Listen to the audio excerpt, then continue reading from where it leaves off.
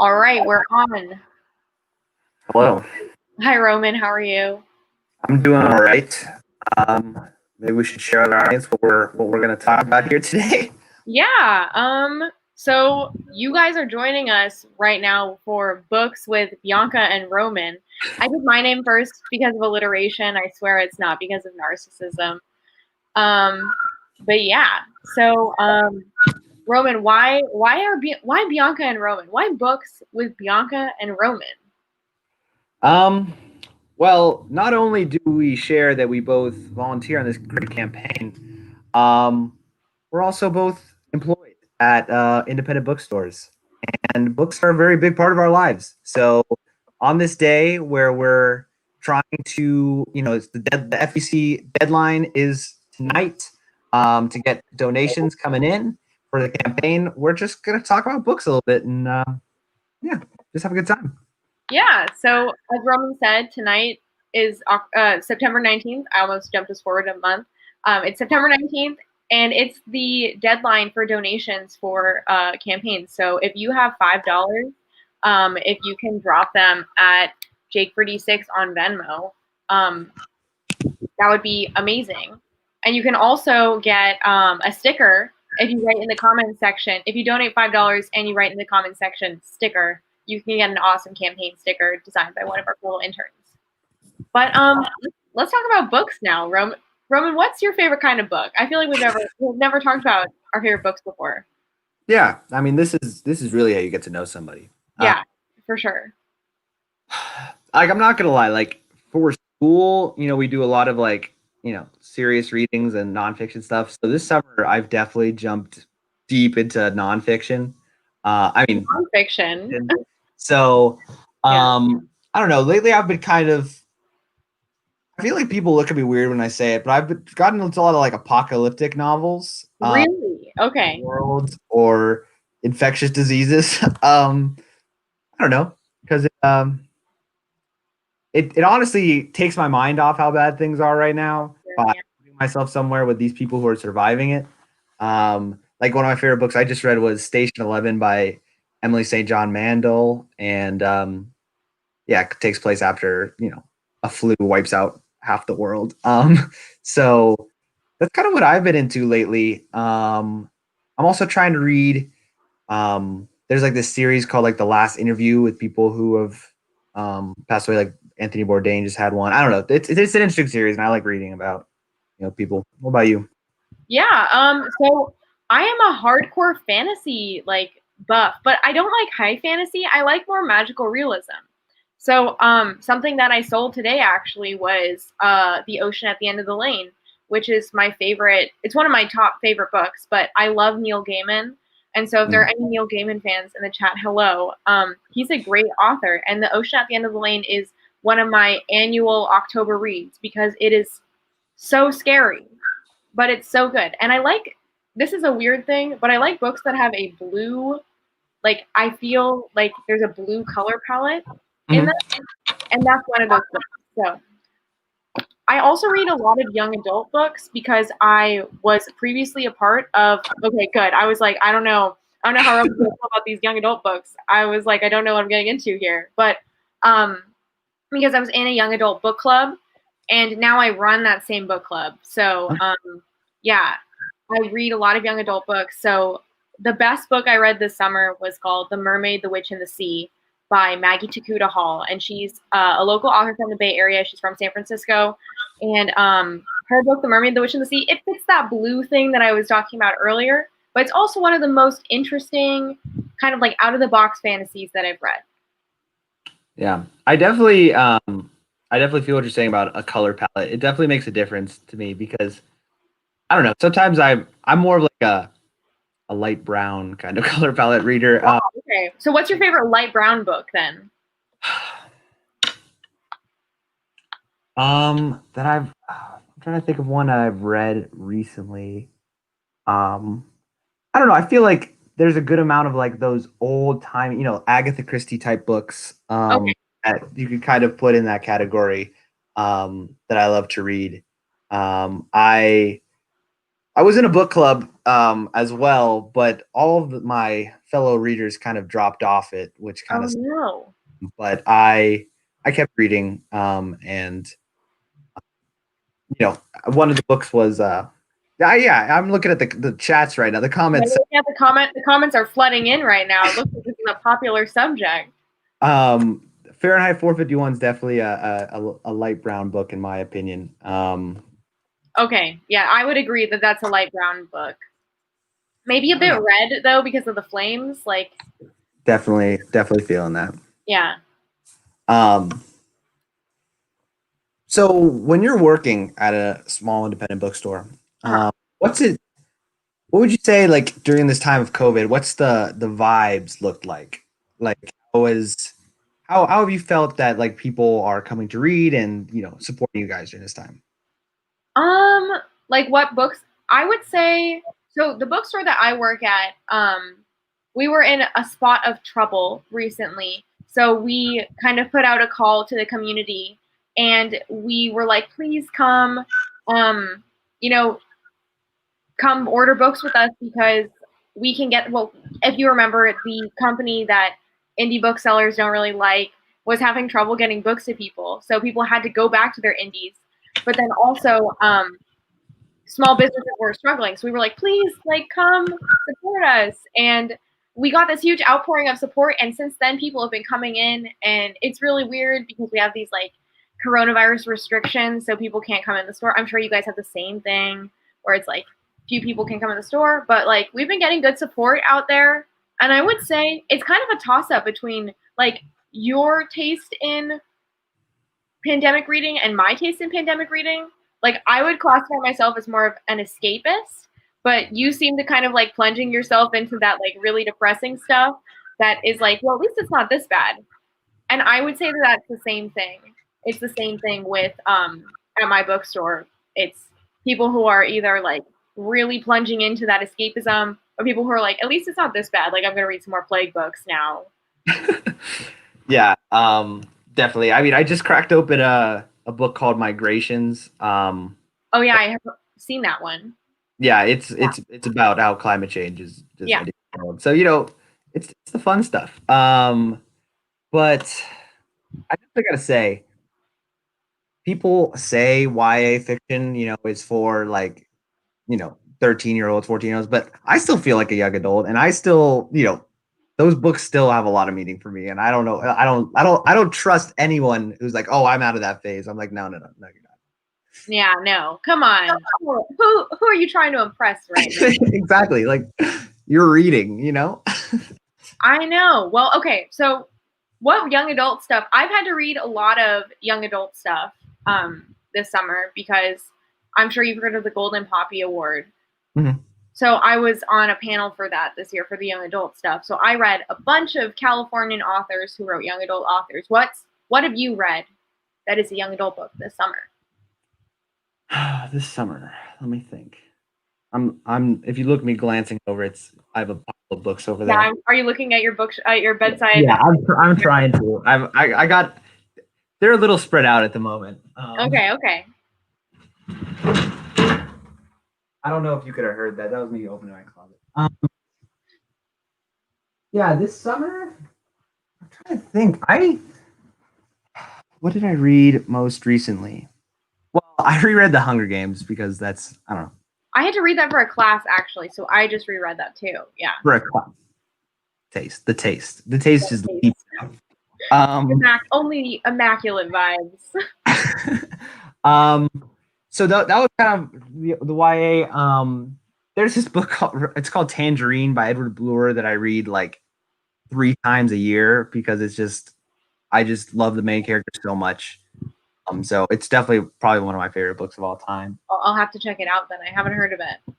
Yeah, no, it's kind of it's really good. What else have I read? My main goal has actually been turning my brother onto YA stuff. So like I've him, all the classics, Percy Jackson's, the Harry Potters, and also some little less known ones. Just going through it, and that's kind of been my goal. Has been really shaping him. Yeah, your brother is I'm guessing he's a young adult then. Yes, he's How old am I? He's 17. Okay. Younger adult. I see.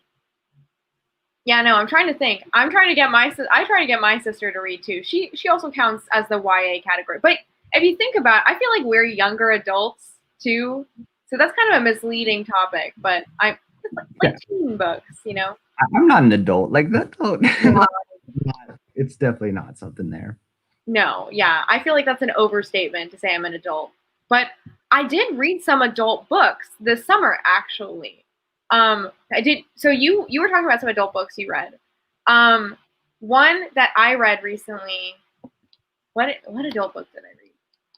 My mom was like, "You have to read an adult book this summer." And I was like, all right. Nah. And Nah. what was it? I read one that was so good.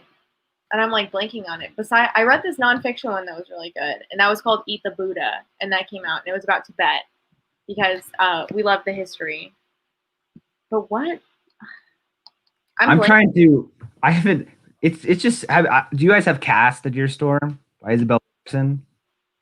Yes, yeah, we do. Selling insanely. I'm trying to read it at some point, but that's one book that I'd like to read at some point, even if it is nonfiction. I want to read that too. Yeah, but she's thick. Like no, there's definitely a looking at it like do I dare open it up? But yeah, no, that one I think it's gonna. I'm really looking forward to reading that when I buy it eventually. yeah, no, gotta buy it first, and she's in hardcover.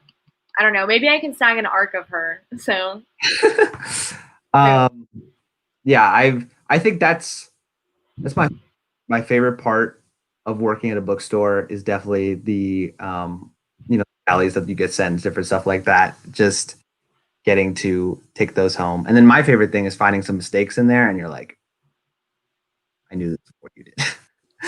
I know exactly what you mean. Yeah. So I think I'm trying to think of more adult book. I don't know if you've ever seen The Gentleman in Moscow by Amor Tolls. I do know that one. It's such a good book. Okay.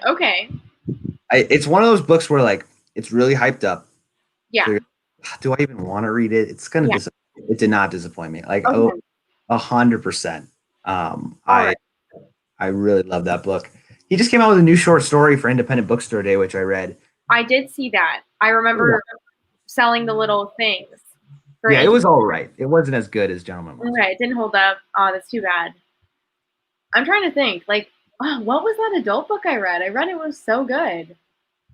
I'm blanking. What's the book that you want to read right now? Like, if you had the money and the time, what would you be reading? There's actually a book I just found today. It just came out like really, really recently. You know the book A Man Called Ove? Yes. The author just came out with a new book. Okay. It's about this one's more it's more of escapism because it's not really it's just sad, like it's a hostage situation and kind of like the fallout from all of that and like the police, it's just everybody involved with it, like in the time before and time after. What's it called? I just put it down in my Goodreads.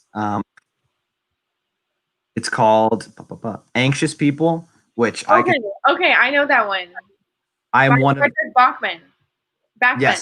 Yes. You know, as an anxious person in general, this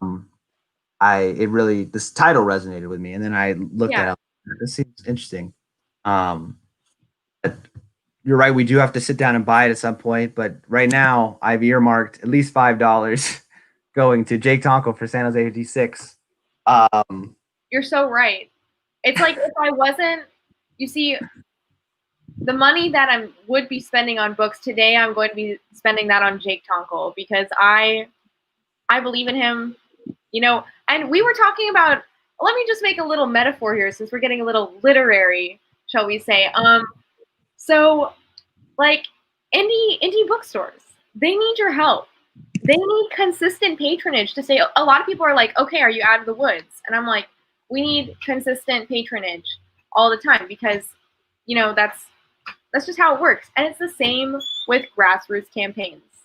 grassroots campaigns, consistent donations. So you got to donate.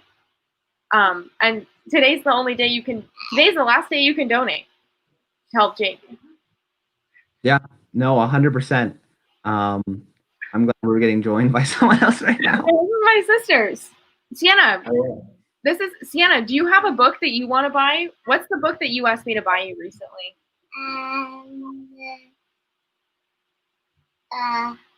Room on the Brim. Say it again so they can hear you. Room on the Brim. So that's the book that Sienna's gonna be buying. Room on the Broom. That's Excellent. that's a classic Halloween book. If any of you guys are looking for a good read. There we Classic go. Halloween. Yeah.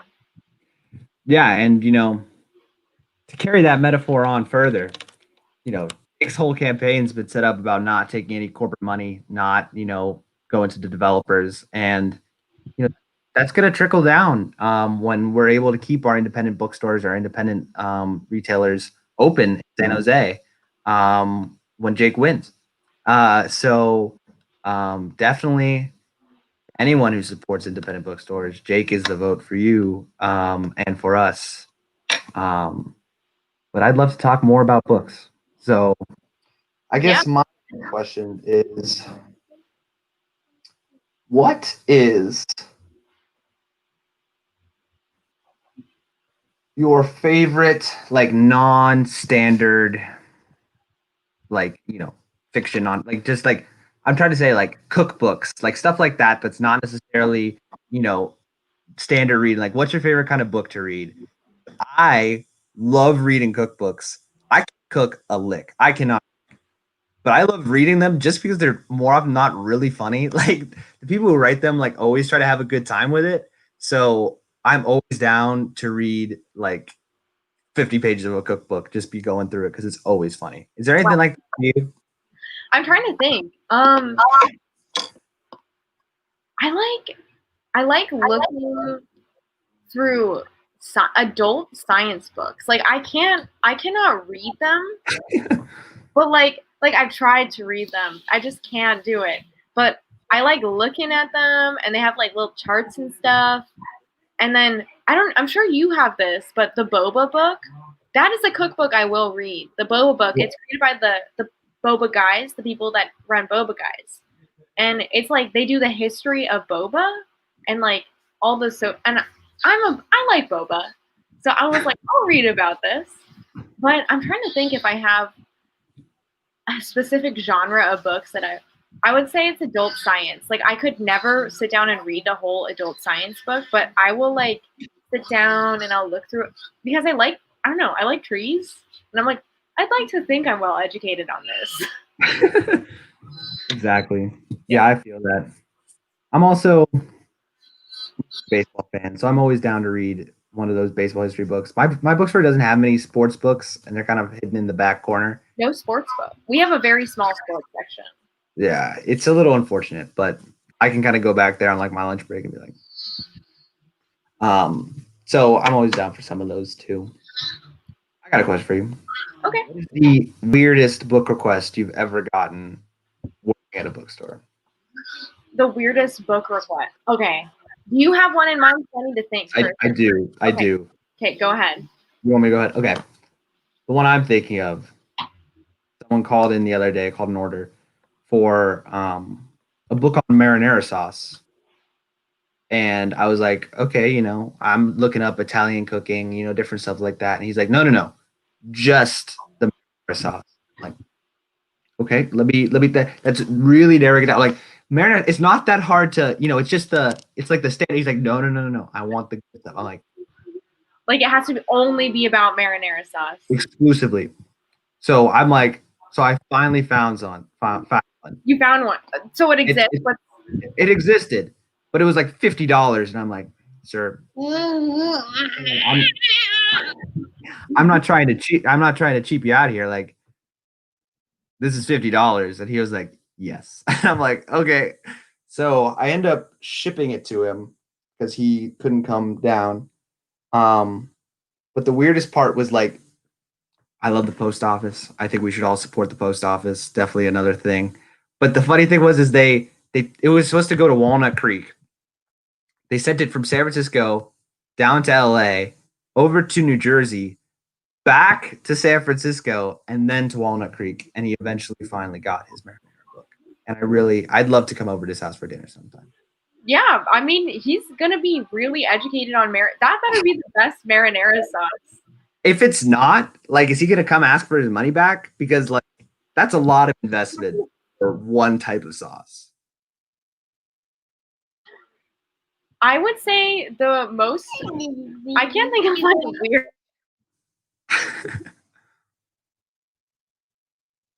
Believe it or not, I actually work in a children's bookstore, so I feel like this is what it's like. Yeah, I'm not gonna lie. In our rather large children's section, it scares me because just knowing all that kid energy is over there. Looking through the comments, I see people want to see my brother. He's busy right now, unfortunately. Yeah, you should bring your brother on the stream. We can recommend books. Yeah, The most specific book request, or like odd book request, I feel like, was I have this one story. It was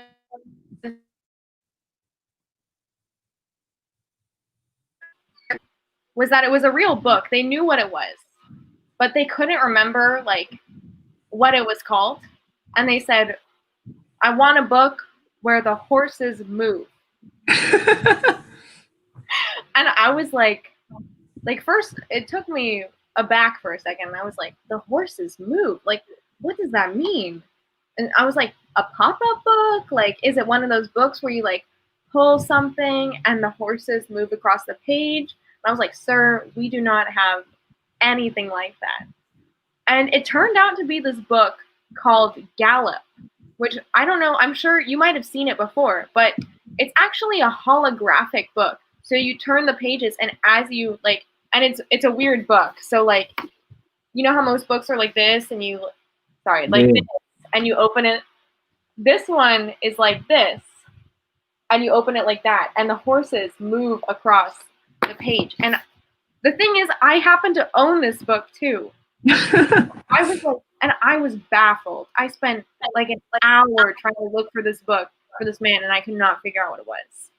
So that's the like oddest request. Other than like books on how to make pop-up books, which exist. Like I was like, but you know, sometimes someone asks you a question, and then all of a sudden you're like, oh my god, there's a book for this. And so, to our viewers, if you're listening, there's probably a book for any of your questions. Any of them. Every single question. All of them. All the questions. Like my friend was like, the other day my friend was telling me like, you know what, I think I'm gonna start making my bed in the morning. I think that'll help. And I'm like, you know what? There's a book for that. Because I knew like the day before I sold this book that was called like Making Your Bed in 10 Things That'll Change Your Life. And I was like, I have the book for you. Okay, I have a question today. What is your favorite book that you sold today? Today. Yeah. Ooh.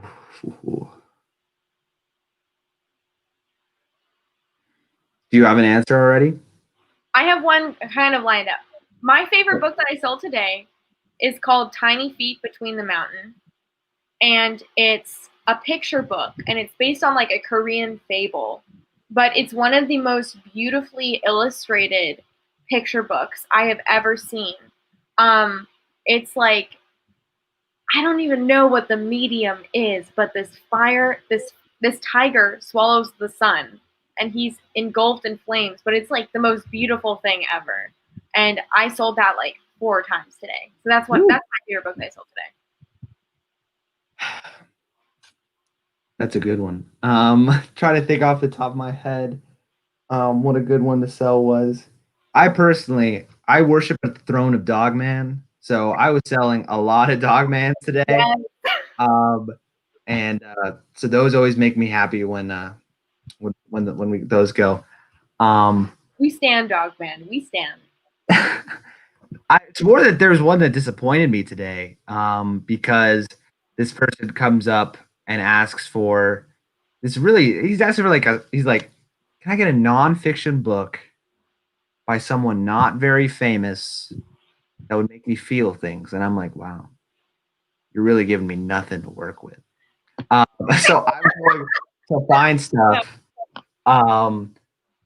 And I asked my coworker, and she pulls some stuff up too. And I find this one book that my friend Caroline had let me read.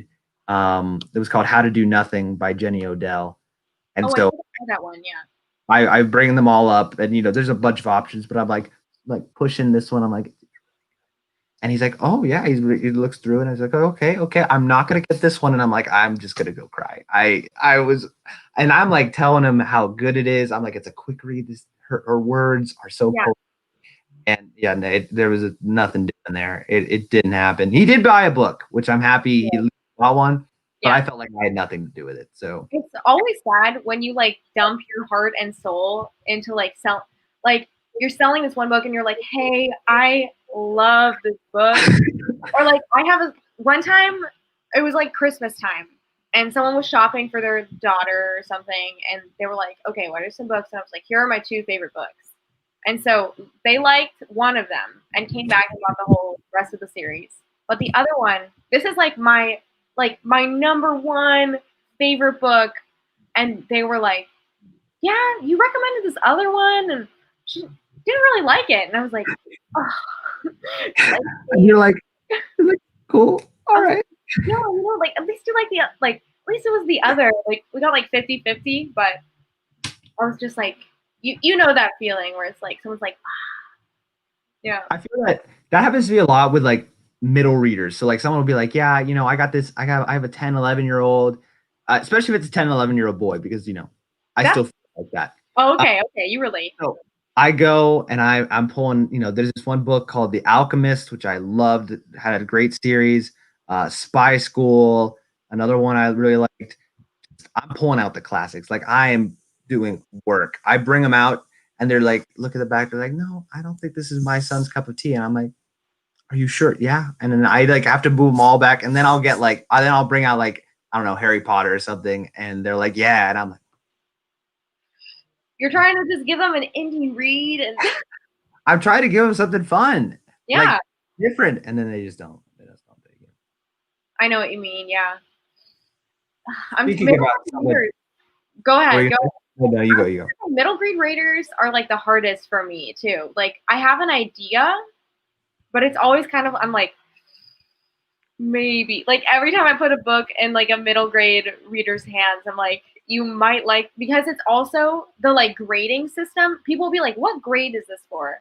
And I feel like that's the most arbitrary like thing to ask. You're like you could be a 4th grader who's reading like high school level vocabulary. Like it's so hard to shop for middle grade readers. I would say that's like the one thing I'm like, okay, like the beads of sweat come out. Yeah. For me, actually, it's like when someone's like, yeah, I'd like to get a book for my 4-year-old or my 5-year-old. I'm like, that means nothing. Like the range of who you could be asking for is, I just need to know like what's the most recent thing they read, because that's a starting point. Yeah. This is not going to give me anything. Yeah, no, I love when someone is like, I want a book, and then they have like nothing for you to go off of, and you're like, all right.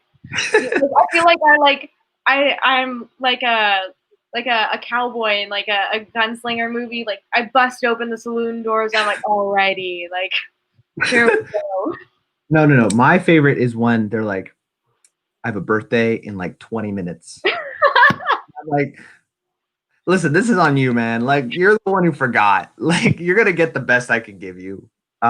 And so I'm just tossing like I'm tossing pieces. Like I'm just like try. Still flying, yeah. Do you gift wrap at your bookstore? Okay, we do gift wrap too. So are you like a really good gift wrapper then? Oh, I'm a really good gift wrapper. Heck yeah, I'll gift wrap anything these days. Like Me too.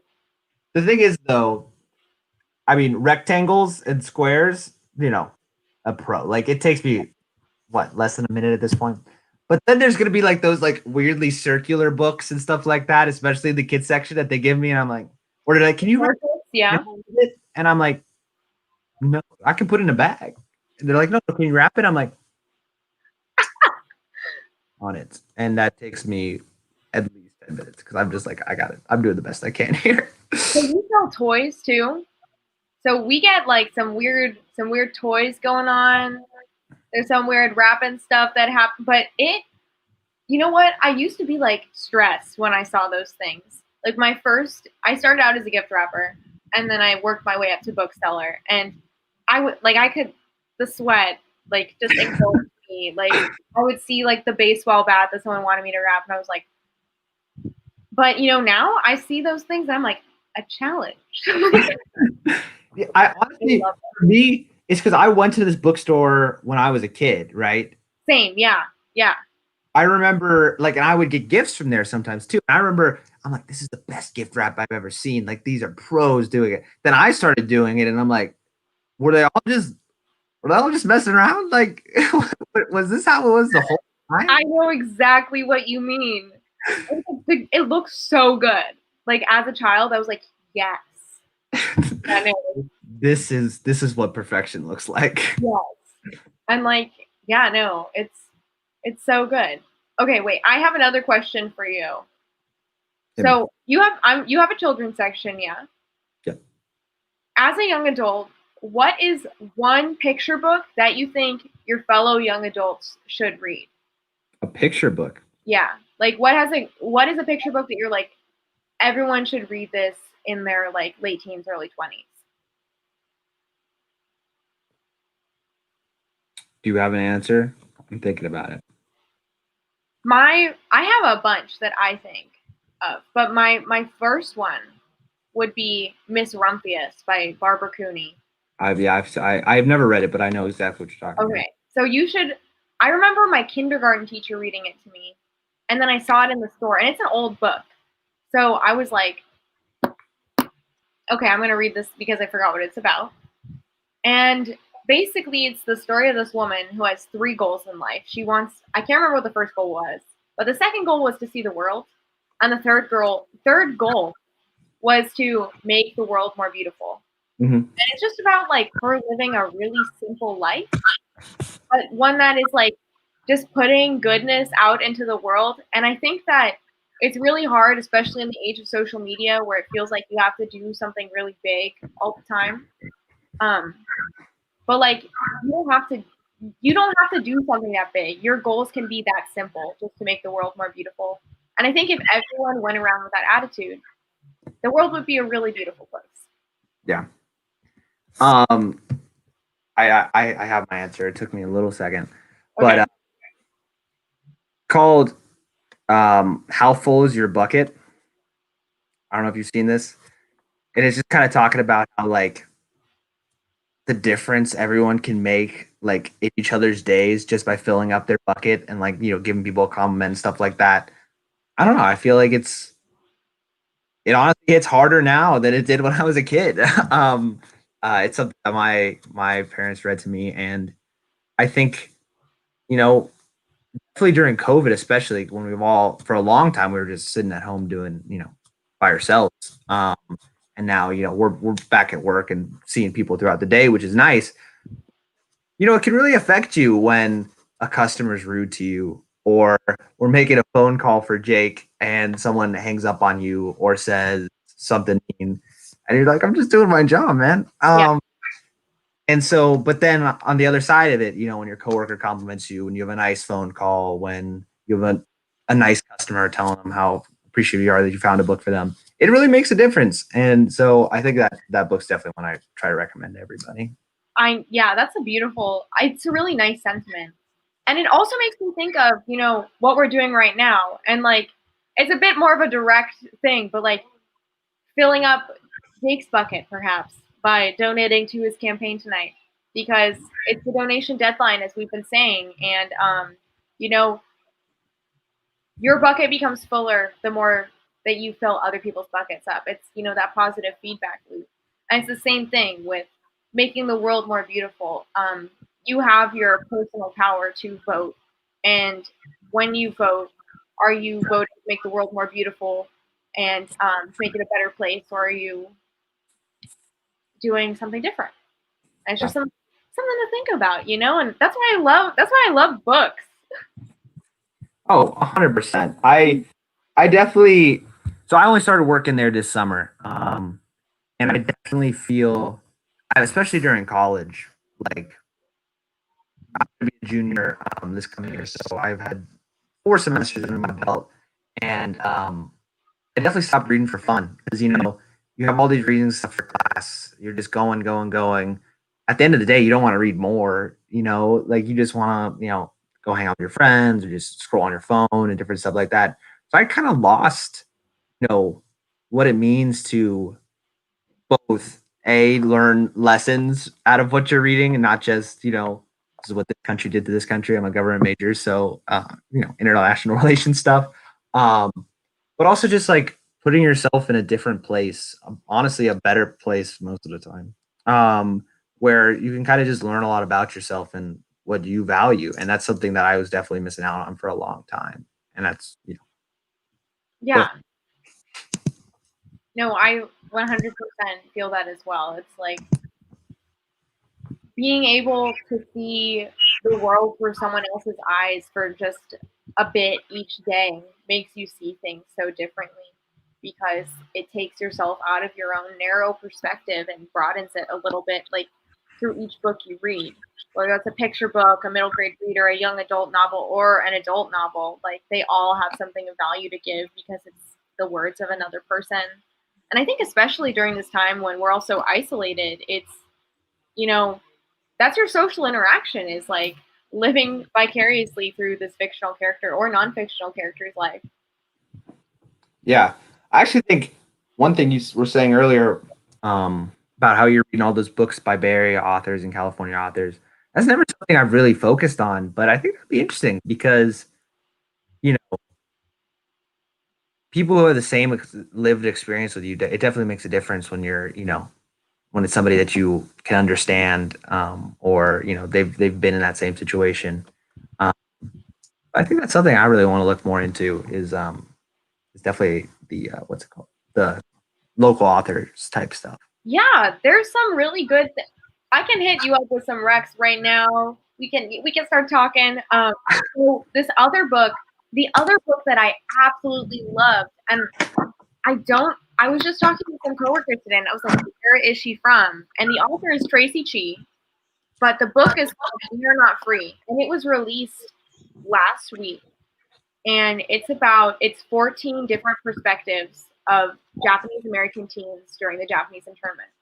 And I mean, like you know this, I'm sure, as a Bay Area resident, but like Japanese internment was something that was really central to the Bay Area history. But if you talk to people here about it, we don't really talk about it that much. And there are places that we see all the time in San Francisco, in the South Bay, that were sites of Japanese internment. And there's no acknowledgement for it. And like, if you talk to people from like outside of the state, there's even less knowledge. And it's just so interesting to talk about this event in our past. And history repeats itself, and we're seeing those same things that happened with Japanese internment going on again. But that's what I love about this book. It's just that context, but then also that like kind of Bay Area setting that hits home for all my Bay Area friends out there. And then also it's from 14 different POVs of Japanese American teens. So it's you kind of get a little bit of everything from that book, and it is amazing. Who's the author again? Tracy Chi.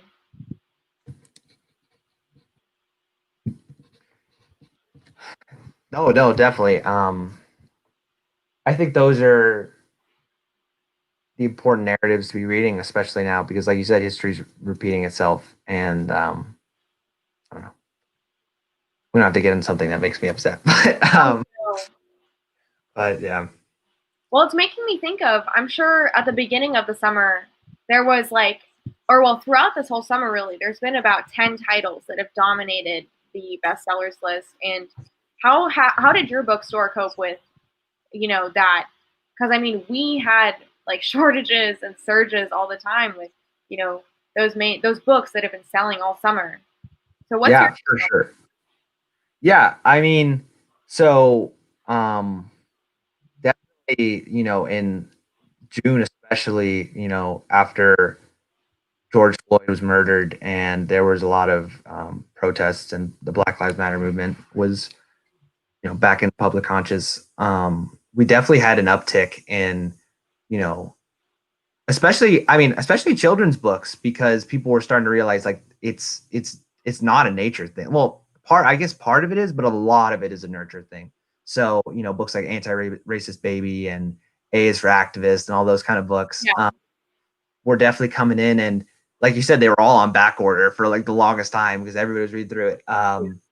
Well, Stamped, the young people's version of Stamped and the regular version of Stamped was going really fast, and so what we were just trying to do was like we like had this window like at the front that was just like we said like be the change. That was like the title above it, and we were just putting all those books up there for people walking by to see, and we were just pushing that stuff out there because a lot about what a bookstore is kind of like, I'm not going to say shaping the narrative, but like the books you put out there at the front, like it mattered. Like those are the ones people see, and those are the ones people are going to buy. So it matters the types of messages that you want to be pushing. So we were definitely trying to, and we're an all white group. The people who are working there are all white. So it was kind of pushing these narratives, but not like inserting ourselves into it, like not like saying usually I'll be like, oh, I read this, it was so great. It wasn't saying that kind of thing. It was like, I think this is a necessary book to read for everybody. Really kind of how we were handling that. Yeah, I don't know. What about you? Yeah, I felt like I didn't even have to hand sell that stuff because Oh yeah. well, I mean, my parents get not the Wall, they get it's the Wall Street Journal. And I was reading that and they have, their little bestsellers list too. And it was, those same titles that people just are like, do you have this book? And I think there's something so uplifting to see that people are like doing the work and reading those books. But I would say the ones that I got the questions about were diverse picture, like you were saying, it was the picture books. Mm-hmm. And it wasn't even like people knew about Anti-Racist Baby, but they were like, I just want a story that has a diverse character, like to show that we're not, like we're all people, we're all humans. So, and that was interesting reading those books and just kind of getting that representation out there in people's libraries. Yeah, because I'm thinking back on like the children's books I read, Goodnight Gorilla, Goodnight Moon, like those kind of stuff. Yeah. The main character was always a white kid, and Goodnight Gorilla and Goodnight Moon are both it's a bunny, right? In Goodnight. Yeah, but they're like a lot of it is animals, of course, but I just feel like a lot of problems are coming from not being able to see yourself in another person's shoes. And I think, we were talking about being able to go into like a different universe, not universe, but you know what I'm saying? But even as a young kid, being able to like see yourself as this character who's going on these adventures and different stuff and having that person be a different skin color than yours, different background than yours, I think it makes a difference. And I think that's why you said it's uplifting to hear people asking for, they don't know, none of us know what we're doing. We're just, trying our best, but just like, what recommendations do you have for, a diverse book and different stuff like that? It definitely makes a difference. For sure. And I definitely felt myself like trying to push out of my own comfort zones.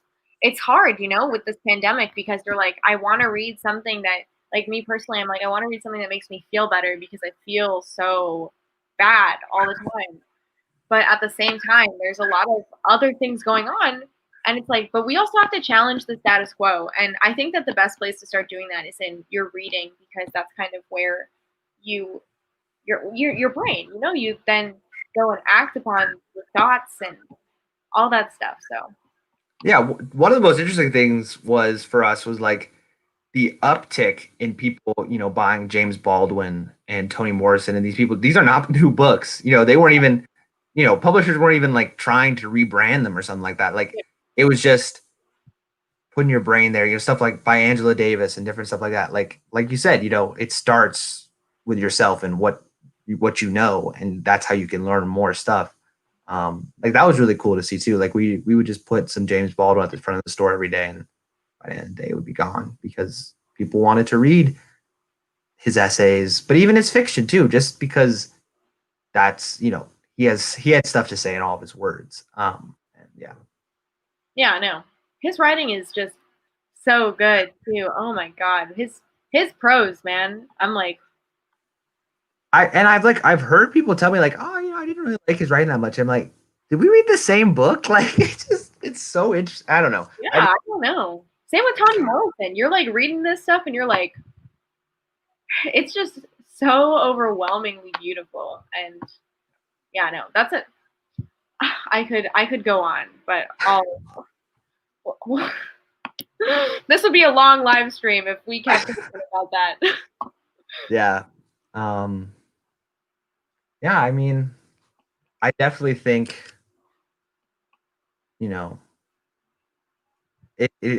moving forward, we need people to be writing books. I'm really glad I've seen a lot of new books coming out recently that are even touching on stuff that has recently happened. So I know they're writing them right now. Yeah. Like those are going to be important. Those are the narratives we want to hear. And I think, we need to listen to them and, listen to people who aren't necessarily writing, but are out there in the communities speaking and trying to make a change. And are going to be in books one day themselves. Okay, that was really poetic. I'm not gonna lie, that just kind of happened. Wow, you really off the cuff there, like. Yeah, I've had that written down. No, you drafted that earlier. Yeah. Yeah, I'm actually kind of proud of that one. But anyways, quick change. Donate to Jake Tonkel. That's what we're here for. Doing this KQED phone-a-thon. Today. So and you'll never have to hear another one of these again. You could go on DonorBox. We have a text line. We have Venmo. If you have Venmo and you do over $25, please put your address, occupation, and employer. I'm now working on the fundraising team, and all I've been doing this past week has been trying to track down Venmo people who sent us amazing amounts of money, and I'm so happy. Thank you for your support, but didn't tell us anything. And I have to go track them down. And I'm like, please, can I have your info? A little bit of info. So I just donated via Venmo, but under $25. So I said I want this earmarked for Jake's hair product. That was my Venmo today. But we take everybody. Everybody's donation matters, and we hope you support us. Yeah, I will be Venmoing today too, because today's the last day that you can. So when I said you will never have to hear another one of these again if you donate today, I was right, because today is the deadline.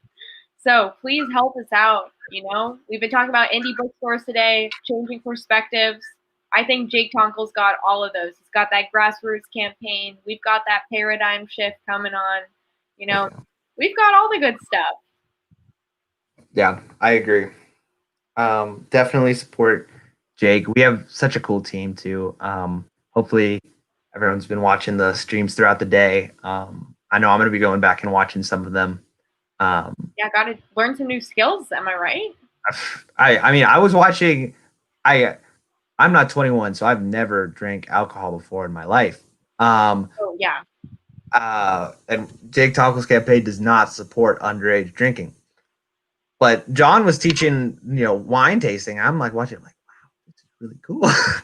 And like, I was just doing it because I was just running the stream in the background. And usually when that's happening, I kind of sit back and whatever, and just kind of wait till I'm needed. But I was really like watching it. He was like, all right, pull up the PowerPoint presentation. I'm like, yeah. And I'm like reading PowerPoint. He was ready. So I think I'm watching that one after this. I'm watching that one. I'm gonna go watch Mira's charcuterie board one. Yeah. Wine and dine people after this day. Like, we better win the election, and we better have enough donations. But also, we're gonna be able to. We're set up now. We are enriching your body and your mind, because this live stream, we're talking about books, and we're talking about changing your perspective. It matters. I I'm right now gonna go pour myself some grape juice and read a book because I'm feeling inspired. Maybe have some cheese on the side. It is 9:48. A charcuterie board, yeah. Yeah, I didn't even know how to pronounce that word coming to today, and here we are. Now look at an enlightened being. Okay. What is a word that you read before you'd ever heard, and then you heard it for the first time, and you were like, "No way." You know what I'm saying? I know exactly what you're saying. Because the word khaki makes no sense to me. I was saying kahiki in my mind for so long that I said it to my mom one day, and she was like, "What are you talking about?" Yeah, so I have a couple actually. So I never heard someone say it and was like, "Oh, really?" It was always me saying it, which sounds similar to your story, and then someone totally embarrassing me. And so I'm pretty sure everyone has this one, and it's Sean, but spelled Sean. I always was like, "Scene." And I mean that's a name, but yeah. And then that took me a long time. But the one that was probably the longest was the word stoic. Um, I was talking one day to my friends, and I said, "Yeah, that person's very stoic." And they go, "What did you just say?" And I was like, "Stoic, like yeah." So stoic. Not like us during this live stream, but there's some stoic people out there. Yeah. Yeah, I think it should be a switch. I think stoic gets the meaning across even better than stoic. Because if you can say stoic and remain stoic, that's a testament to like your stoicness. There you go. I agree 100%. All right, I'm linking the petition to change the pronunciation of stoic in the chat. Everybody, join our what's that? No, I was about to say GoFundMe. We don't need to be funded for this. We can do other things. If you have money, send it to Jake. Yeah, donate your money to Jake. Sign our change.org petition for stoic. We're changing it from stoic to stoic. And this is the power of grassroots campaigns. That's what it does. Support your grassroots organizers because we can change the world. Make changes in local politics. Change stoic to stoic. It's as simple as that.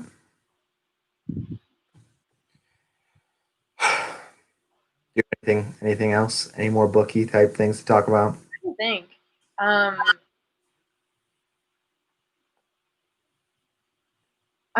There's so many good questions. Oh, okay. First of all, I mean, I know this is kind of a problematic question, but it's so well established in the book world.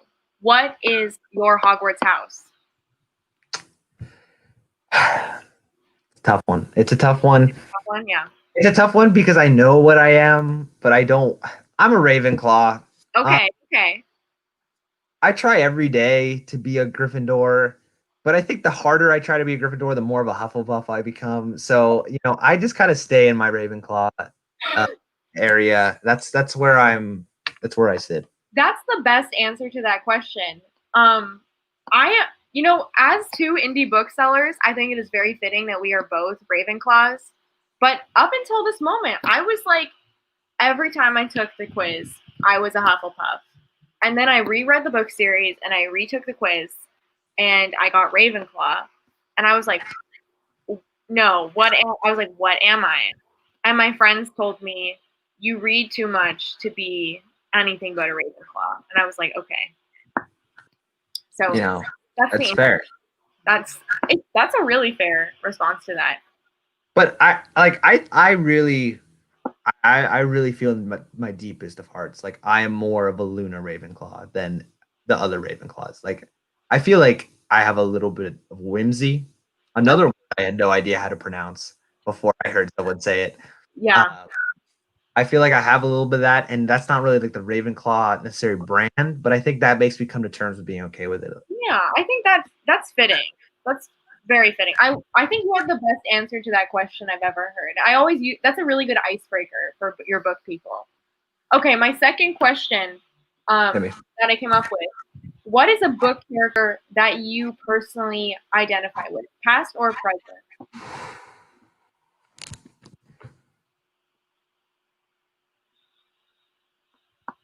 Do you have an answer ready? I'm going to think about it. No, I have to think about it too. Okay. I asked this question and I had no answer. I'm like third grade me would be like Annabeth Chase, like hands down. But I feel like my personality has evolved a little bit more from like the smart person. I gotcha. That makes a lot of sense. I definitely see younger you. Definitely. Like I didn't know younger you, but younger you definitely had Annabeth. I'm glad that you see that. Yeah, you know what it's like. You read as a child, like when you are a little kid and you read, people are like, they're smart. And that's not necessarily true later. That doesn't always follow up true. You just like reading those fiction books, you know? Like, yeah, like it was fun. Like it was like watching TV. Like there's no character who I think I'm gonna grow into is Mark Watney from The Martian. Okay. That's kind of the vibe I think I'm gonna end up with someday, and I'm 100% okay with that. But right now,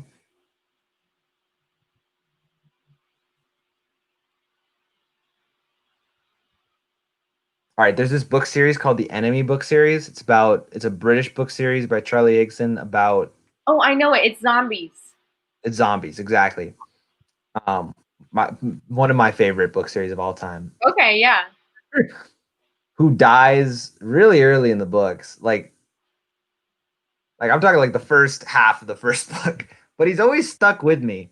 That Yeah. I'm like, this is who I would be in a zombie apocalypse. And I think if we had a chance to see him more, I think I would have been more. But he was like, kind of like a quiet, calming presence.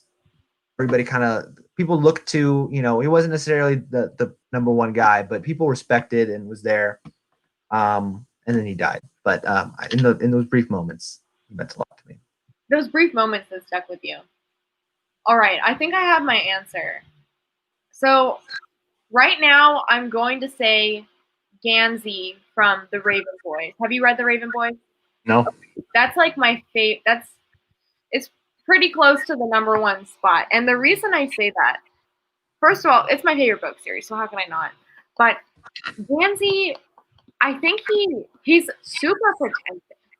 And I think that I can be super pretentious, but he doesn't mean to be. He doesn't mean to be pretentious. He just is that way. And like people love him, but they get bothered by it. And like I've had the same thing happen. People are like, this whole book thing, like I cannot, it's too pretentious for me. And I'm just like, I'm not trying to be like this. And I feel like that's so hard, but like, yeah, no, because he's just super pretentious, and I guess that's the best way I would describe myself. Yeah, pretentious. Without meaning to be. Pretentious without meaning to be, just like extremely pretentious. And yeah, like, and just a nerd also. Is this person the main character of the book or like a secondary character? It's hard to explain because the Raven Boys is like an ensemble cast. Mm-hmm. And there's like characters of varying like POVs. He's kind of like the main character, but he doesn't have the most POVs. He's the one that like the plot is revolving around. He kind of like gets everyone together, but he's not like in the spotlight necessarily. And he like things you don't really hear inside his head all the time. And I feel like I kind of relate to that too. It's like I wouldn't say I'm like a side character in my own life, like you know what I mean? But like it's more that I'm not usually in the spotlight in a group of people, but I'm like there, I guess. Well, I mean, you and I are the two that run the live streams, and now we're on the live stream. You and I are in the spotlight right now, yeah. But I was actually hoping you were going to go into that because I have thought a lot the fact that I'm not the main character because I think I'm like I know I'm not, but who am I?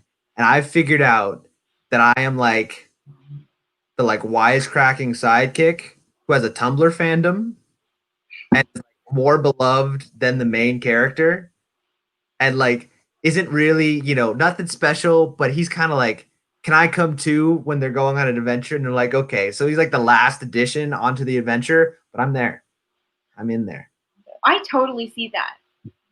I don't have a really good analogy for it in like female archetypes, but I would say my main character is like the best. It's like the best friend of the main character or like one of the friends, and they don't talk that like they introduce them and they're like, this person is really important, but then they don't get mentioned that much in like the rest of the story. They're like a little bit more on the sidelines kind of thing.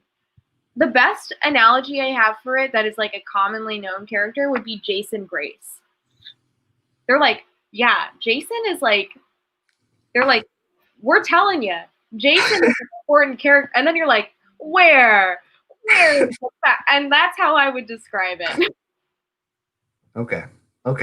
I literally, I 100% understood what you just said. So Okay, yeah. good. I'm like, this is a little bit, it's kind of vague. It's kind of out there. No. That makes a lot of sense. But still makes a big difference in the end. Yeah, I love talking to people. It's always interesting how people situate themselves in like character wise because there's always those people who are like, yeah, no, I'm the side character, and you're like, oh, that's so interesting. It's just I just know too many people who really think they're the main character that it's really turned me off because I'm like, man, you're not as important as you think you are, and some You said it. need to hear that because it's definitely a thing. So, but I just think honestly, I think the main character is boring. I think the main character, is someone there for the plot to drive along, but I think there's only good main characters when there's good supporting characters around them. So Like true. like my like Harry Potter on his own, Nah. but he allows everyone else to be really cool, and that's what makes him a good main character. So everybody who really thinks they're a main character, I'm like, nah, you're not that cool. He's the vehicle. Like, he's the vehicle for you to enter the story, but also for the plot to move along. Also, I just reread Harry Potter, and he has major like hero, like what's it called, hero whatever. He's like, I have the weight of the world, and no one else understands my pain. And you're like, oh my god, like just yeah. stop. I know what you're saying about people who think that we're like those people who think they're the main character. Like we at them. I'm gonna drop their ats in the comments below. Go blow up their pages and tell them they're not the main character. Or you could blow up if you personally identify as the main character of a story. Go donate for Jake right now. Even if you don't, come on, donate for Jake. Yeah, I definitely think main characters should donate for Jake. Side characters, I think Jake's a main character for me in my life at the moment. Yeah. But he gives me off, not necessarily main character energy. More like the one you expect to be the main character. Because I mean, look at him; he's a handsome man. But then you get to know him, and he's like a really good guy. For sure. Yeah. No. Like, I know what you mean. It's like there's that main character. There's the main character energy. He's the face behind the campaign, right? But there's so much more. There's so much. Yeah. I feel like this entire stream has been. I know what you mean, and no one else probably understood what we meant, but we did, and that's all that matters. We are having a very niche discussion. If I don't know, the one person who's watching right now, if you're a bookseller, maybe you can. The two people that are watching right now, if you are booksellers, maybe you can relate. But it's not something that I can really talk to other people about.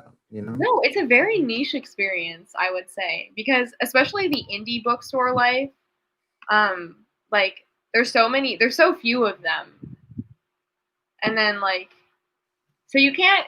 It's hard to like talk because then you have your coworkers, right? And you work at the same, but you work at the same bookstore.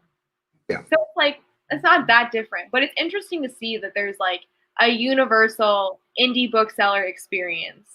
And it really is an indie bookseller, because if you're working at Barnes and Noble, you're basically working at Target. Like you're just doing a retail job. Like it's not the same thing. I love it's so funny. Okay. Yeah, no. It's the indie bookseller experience. So, sorry at anyone that works at B&N. You know, I support B&N way more than the other thing. But so if these two viewers, if you guys work at Barnes and Noble, please drop it in the comments how you really feel about us. We won't be hurt. We understand the bookseller struggle. We get it. We get it. But there's definitely a unifying thing with the indies. With the indies. How many people work? How many coworkers do you have? Like I maybe not even on the whole, but like in a shift, like how many people are there working with you? There's 3 people with COVID.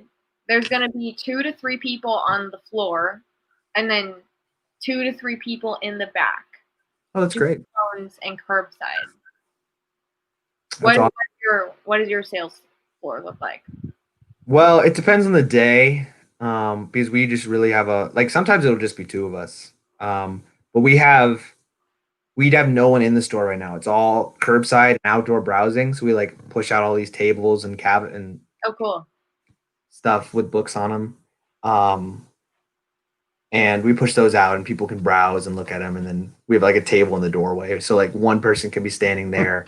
All the sales are coming to them. The other person's looking stuff up, taking phone calls, all that kind of stuff. Okay. Like, on a Saturday, there was like 5 of us.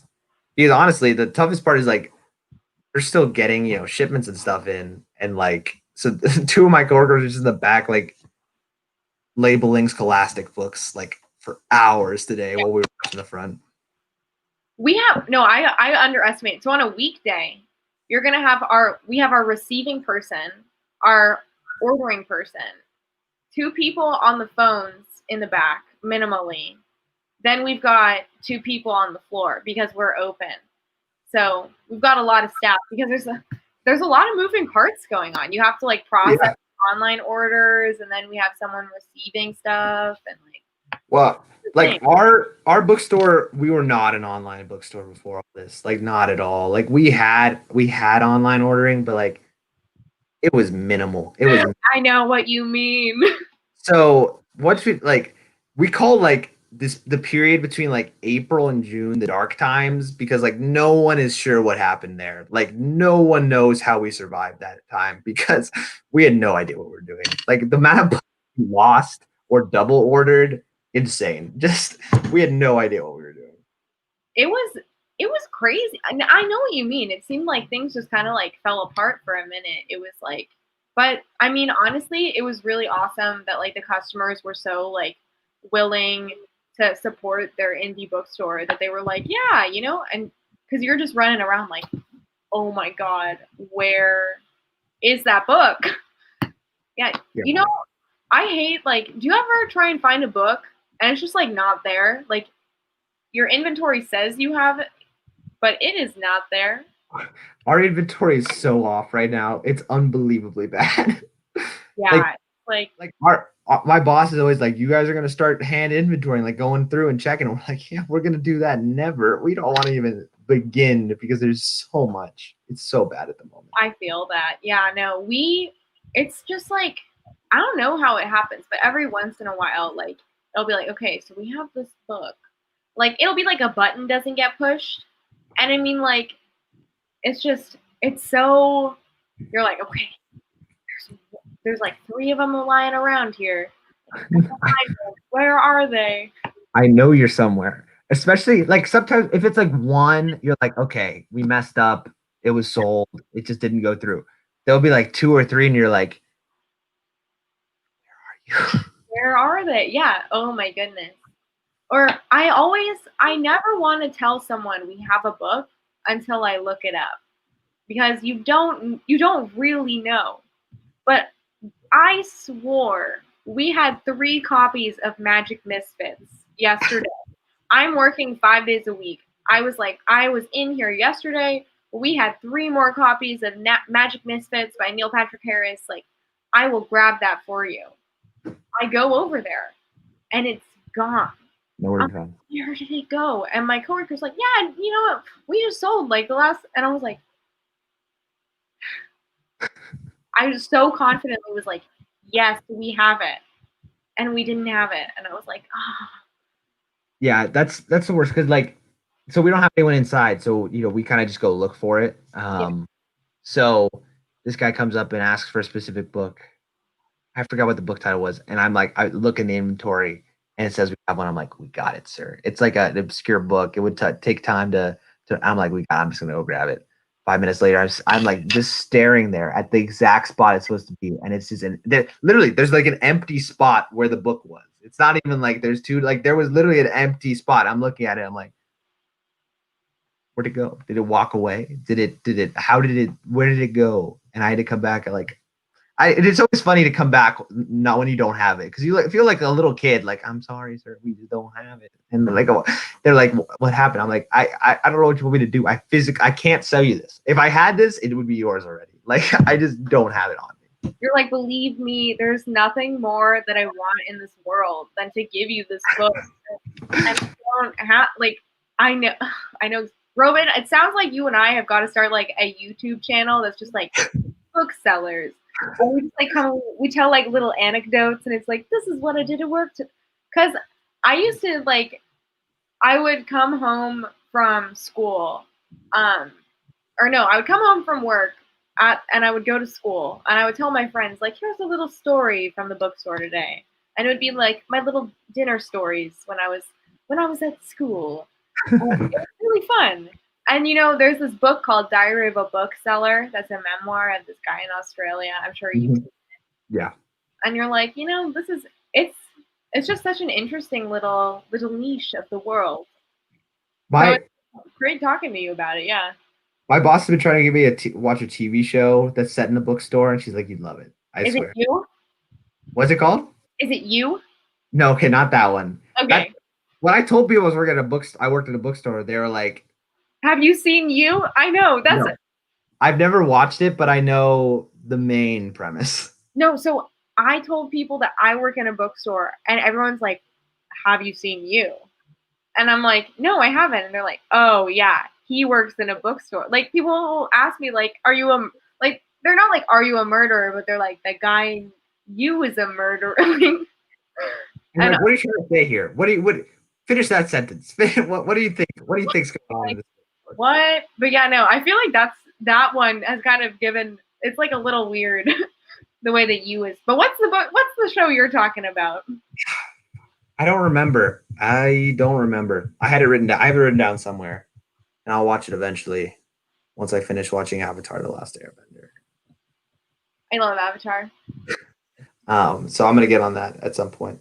I don't know. It's like before, like I used to watch a lot more Netflix, and now I'm spending my nights reading. So I really have no complaints. Yeah, I start school on Monday, and I was gonna try and squeeze one more book in, but the thing is, I was like caught between 3 books, and I was like, I'm gonna read a nice nonfiction book so I can like flex that when I go back to school. Because I was like, I have a feeling one of my teachers is gonna be like, what's a book you read over the summer? And I don't want to say like, as much as I love my young adult fiction books, I was like, I can't be an underclassman showing up to school being like, a young adult book.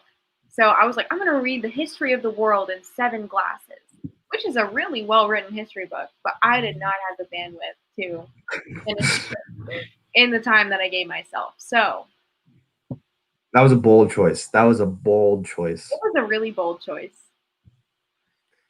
Yeah, that's the part of taking the semester off, is I've kind of just been able to continue enjoying books. But now my to read list is almost too long. Like I need to pare that down. What's on the top of your to be read list? At the moment there was the Anxious People book I was telling you about. Yes. Migrations, which I started. There's a memoir called Solitary by Albert Woodfox about a man who was in solitary confinement for like 27 years or something like that I really want to read. And in this book, which I have like the free copy from the bookstore of, called Cold Millions by Jess Walters, that I think is going to be really good. That's super cool. It's another. It's where I really want to read this book called "Why Fish Don't Exist" by Lulu Miller. I've seen that. I haven't read it, but I've seen that. And we had an arc of it, but me and my coworkers wrapped a bunch of arcs for Indie Bookstore Day to give away. And we gave away that book. And I want to read it. And I was like, oh, God, I can't believe I gave away the arc of Why Fish Don't Exist.